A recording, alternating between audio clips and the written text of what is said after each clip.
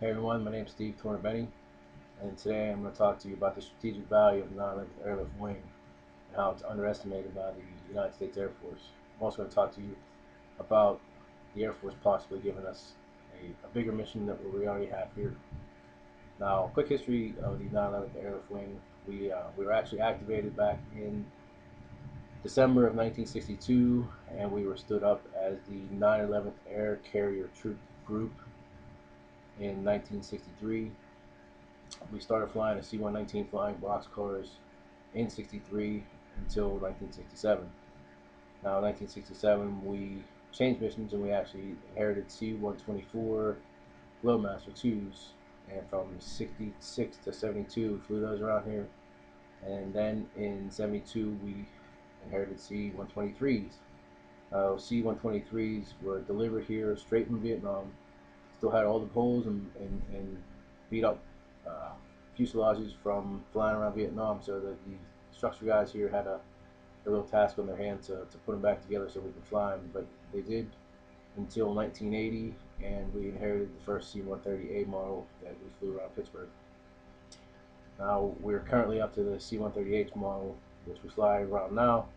Hopefully, sometime soon, we can inherit the latest C-130 model, which is the J model.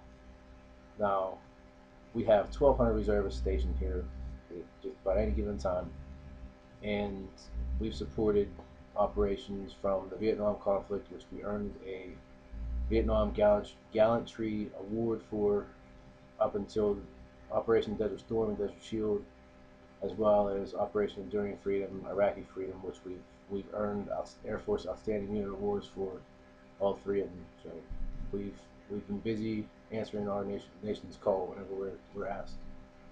Now, the airlift capabilities that we have here, we support 8 C-130 aircraft right now currently, which is only utilizing the space that we have right attached to the base. Now we have another 31 acres attached to what we call the T ramp, which is on the other side, which the airport leases to the Air Force.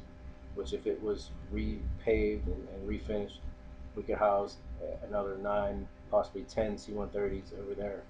Not to mention, if the Air Force ever gave us a C-17 mission, we could house 14 C-17s on the total ramp space. Now, parking for these aircraft, we could definitely use the space that T-Ramp provides us, as well as whatever the airport can give us on this side of the airport. Now, the infrastructure that's here to support those aircraft, it would change minimally if we had a C-130J model. Now, the hangars that we already utilize are already built for C-130s, and we could have J models fly right in here and have no problem.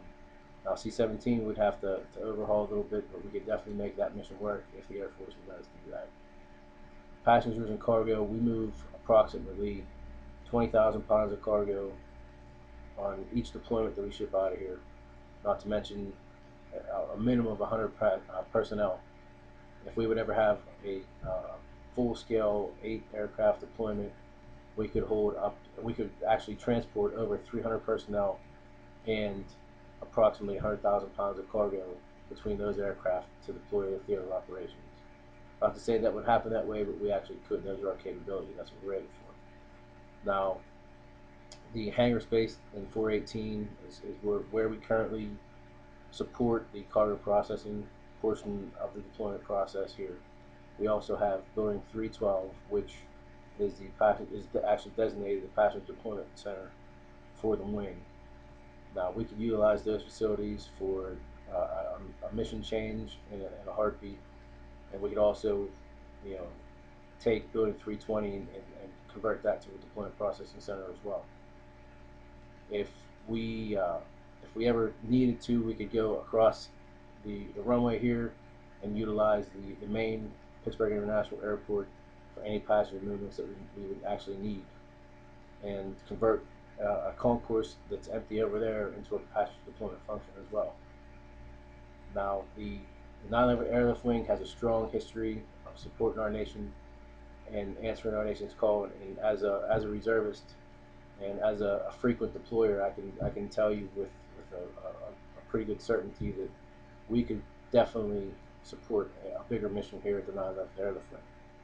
The area that we have currently used for our C-130s, we could definitely utilize that for C-17s as well.